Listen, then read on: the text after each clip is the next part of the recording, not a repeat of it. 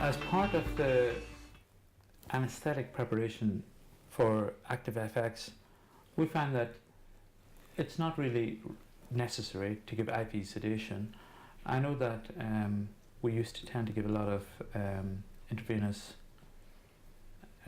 midazolam, but if we use topical anesthetic in regional nerve blocks, the patient will get a very satisfactory level of pain control, and especially we tend to use much higher laser settings than conventional. What we normally tend to use is something, I'm not sure if you can get it in the United States, is 23% lidocaine and with tetracaine as well, and the tetracaine is 3.5%, and we found that this is wonderful in terms of most patients, if you leave it on for an hour, will have absolutely no pain at all. So in terms of the topical anesthesia, we really only need to do the lateral aspect of the face, because the regional nerve blocks will tend to cover most of the perioral area, and also we can get the frontalis through the supraorbital nerve.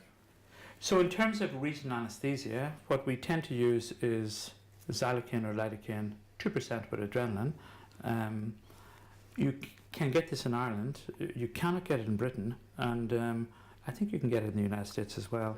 So we can see this little frenulum that exists at the edge of the third tooth. What I do is pull the skin down over the needle, and it doesn't tend to hurt the patient as much. And we know that the infraorbital nerve comes out through a little foramen just underneath the eye, and then I sort of hold the anesthetic for a moment, and that allows it to infiltrate back into the foramen, and we tend to get a better lateral spread of the anesthetic. Okay. So on the bottom is the fifth tooth across. This little frenulum is where we're aiming for. You can leave the buccal cavity open to give it, and I find sometimes if you let it close against the needle, you tend to get a better distribution of the anesthesia over the nerve. Now the supraorbital nerve, which covers most of the frontalis first, except for the lateral aspect, can be got through the little foramen, which just sits there. Sometimes it's easier if a staff member holds it up for you, but I should be able to get it here myself. And what we normally do is hold it just in with the needle maybe down about a third or a quarter way, pointing towards the medial aspect, and we can hold it there.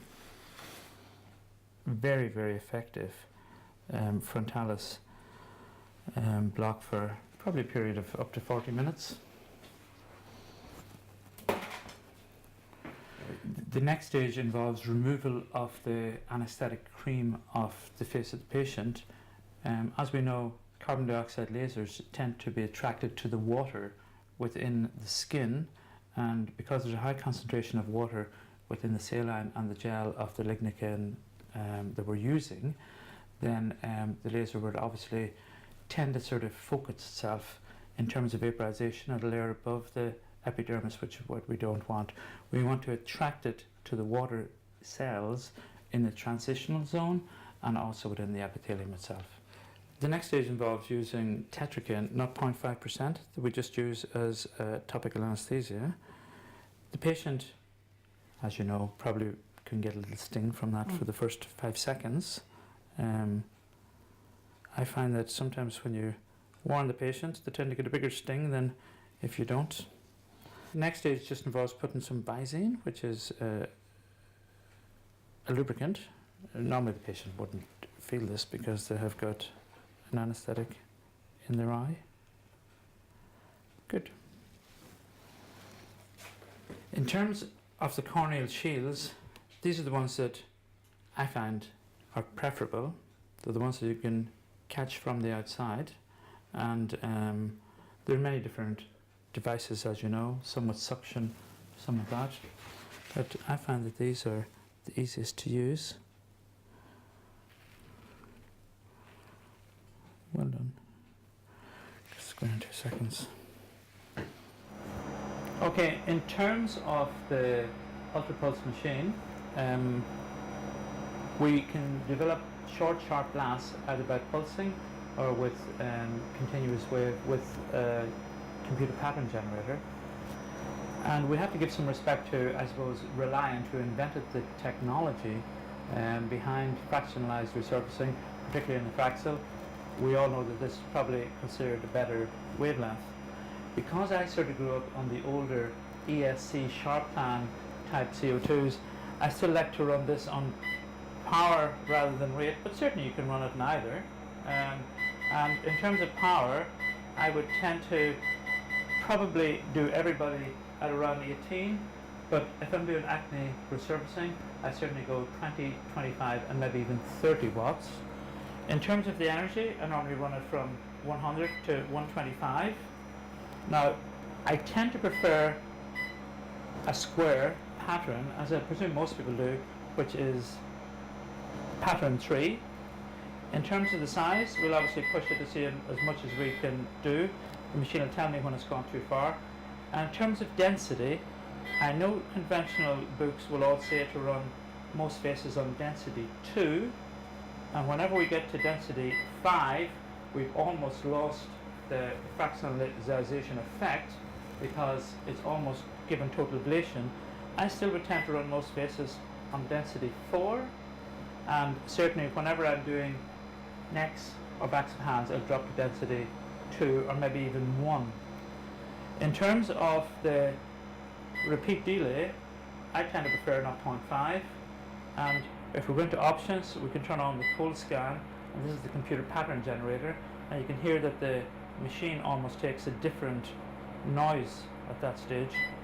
And then the machine is now on standby, and this is when it will kick on. The plume from the vaporization will run through this machine, which is great, right through the head itself. And probably the best thing to do is get everybody first protected by laser wear. Probably the easiest place to start will be in the area that I know that the regional nerve blocks are. Very small, let me put it back down the stick. That is size 6. Obviously, if we do it at size 8, we can see the type of effect we get. The active FX won't let me do it much bigger than that.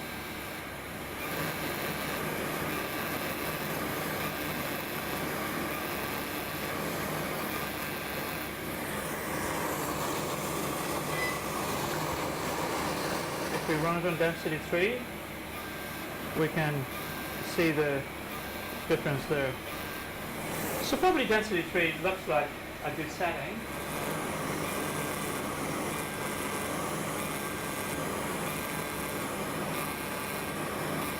Certainly a laziness within us.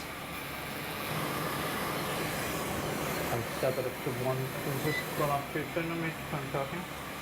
Because we do know that if we, for instance, pull the machine back, we get less power. And it's nice to probably individually titrate the machine, but the maximum place where the machine's going to work is when this little metal thing is actually touching the skin. We also know that if we fire it at an angle, like this here, we'll get less power in certain areas than others. We know that if we pull the machine off, that we'll have less pain for the patient as effect, but if we can at all coordinate it through the screen, it's probably always preferable, because that is the way that the machine is made to work.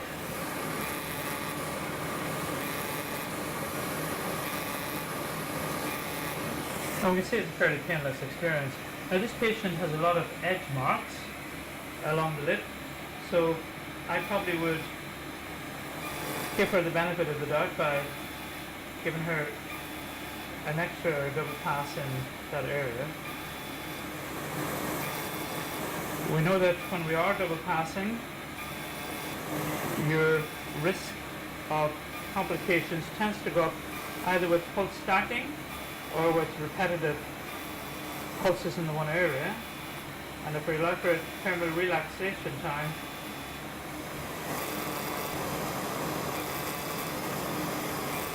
the fractionalized resurfacing, because of the random settings of the computer pattern generator, will allow the skin enough time to settle down.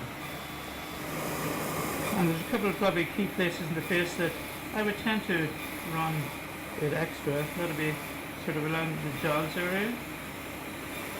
Now we're outside the nerve block area in this sort of area.